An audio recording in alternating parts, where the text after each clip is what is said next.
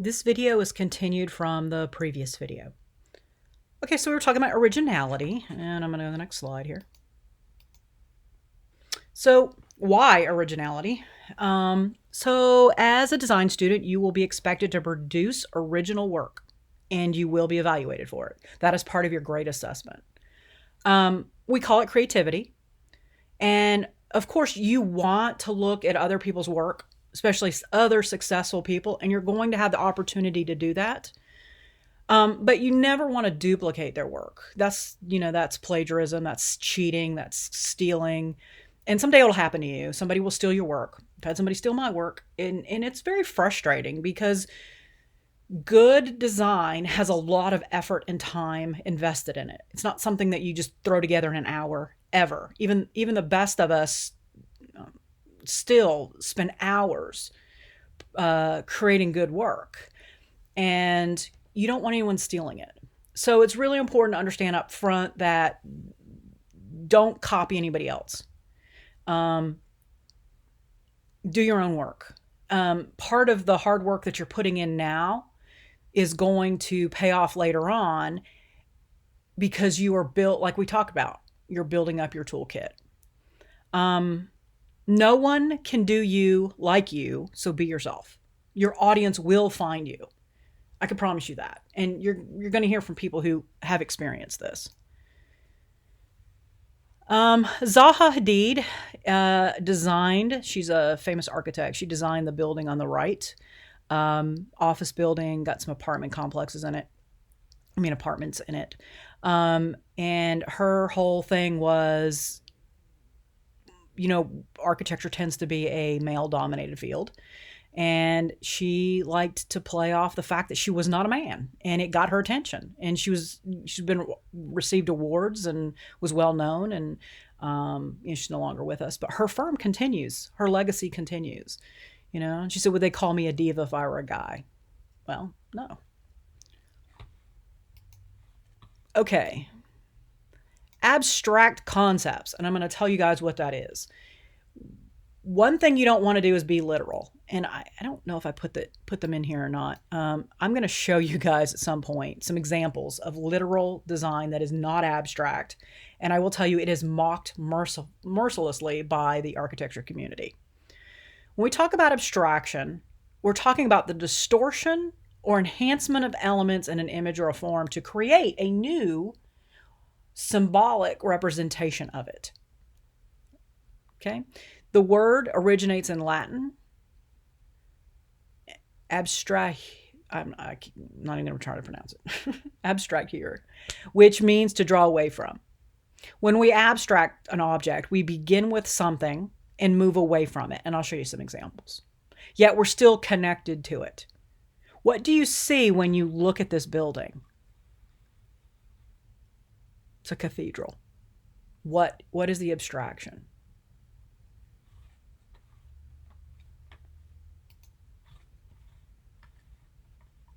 So remember, abstraction represents things, but it is not an accurate or literal depiction. Think of it as a means of deliberate alteration or manipulation of shapes and forms for a specific purpose. It's based on reality, but doesn't directly represent it. For example, all those logos are abstracts of people dancing. They're ribbons in motion with ovals for heads.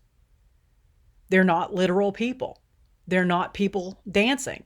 They're ribbons in motion representing dance. And that's what they all look like. And that is abstraction. It's a good example of abstraction.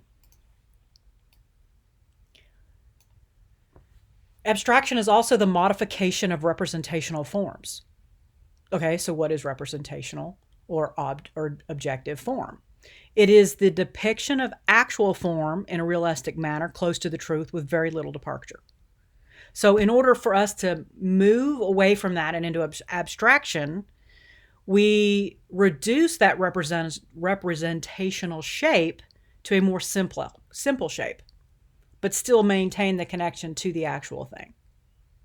Simplification and stylization are two methods of abstraction, and I'll show you some here. I'll give you examples. So in that painting on the right by Jean-Michel Basquiat, The person is represented by shapes, and you can see the organs. Now, we all know that the heart is not a red oval. We know that the heart is a complex red shape with detail. This is an abstract shape. This is an abstraction of the person's organs. The process of abstraction will compel us to carefully observe and to analyze what we see, paying attention to how something is formed and how we can form it for our own purposes. We become more aware of the parts, their relationship within the design space, and how everything comes together to express the whole design. Let's take a look at another example. I have a few in here. So you see the calipers on the right?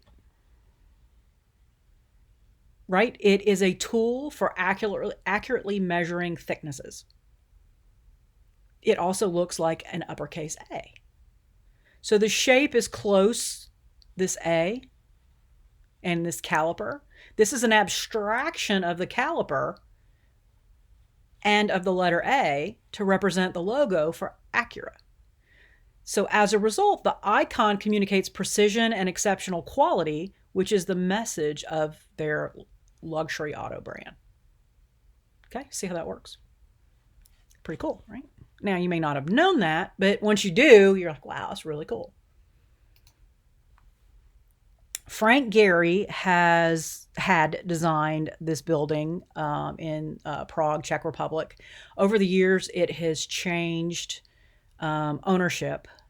So it's the name of the building changes. So everybody just refers to it as Fred and Ginger because it looks like they're dancing, and that was his design intent. So he took Fred and Ginger dancing and turned them into a building. And he said the mutual relation between architecture and fashion. And there you go. And so one of the reasons we use abstraction in our work is to make it more interesting. It's easy to copy reality. And I know people will say to me, well, try copying reality. It's hard. Well, yes, but there's no creativity in copying reality. If you're just copying what's there, you're not being original. You're just copying what you see. But now when you want to start to abstract what you see, now you're making it more interesting. Now you're creating something no one's ever seen before. So, just keep in mind, direct representation can be rote and too familiar. And so it gets ignored or it gets absorbed into the world around us and people don't pay attention to it. The deliberate use of abstraction can make a design more engaging and therefore make it stand out.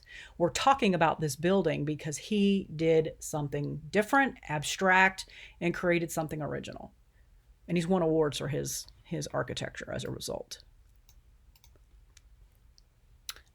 Your abstraction can unify your design. Here, Picasso took sketches of bowls, and you can see the process that his mind went through to simplify and abstract these bowls.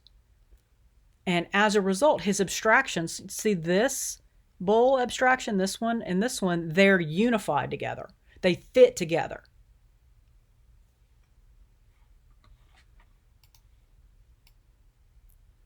Okay, Santiago Calatrava. He used abstraction to create mood. He manipulated its shapes and the color to suggest mood and ambiance. In this case, there's a cool palette color and elongated shapes to convey a sense of depression or withdrawal or contemplation if you don't want to be, sad about the interpretation. And you see exactly that when you look at this. There's this element of introversion.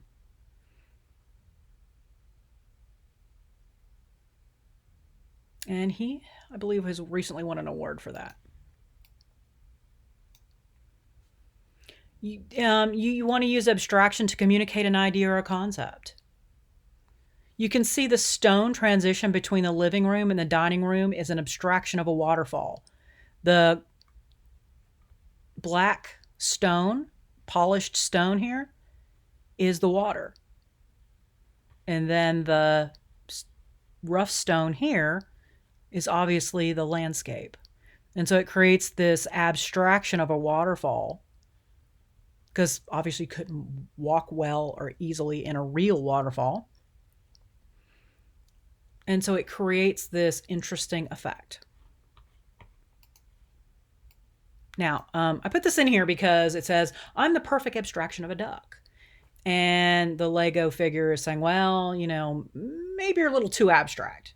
And that is something to consider. If you go too far, you make it too abstract, people won't get it. They won't see it. And how is that a duck? I mean, I get it. The bill of a duck is orange, and it might be an abstraction of the bill, but that is clearly not an abstraction of a duck. It goes too far. So you do also have to kind of balance how far do you want to go with your abstraction. So ultimately, abstraction is a key component in art and design. In design, students are required to learn how to apply it to their work.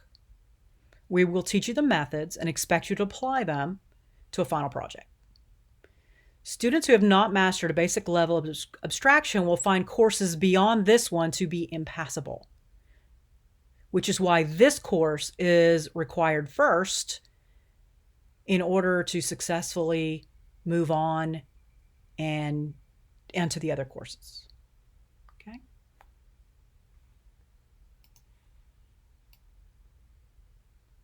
Okay, I'm going to stop this video here and we will continue in the next video.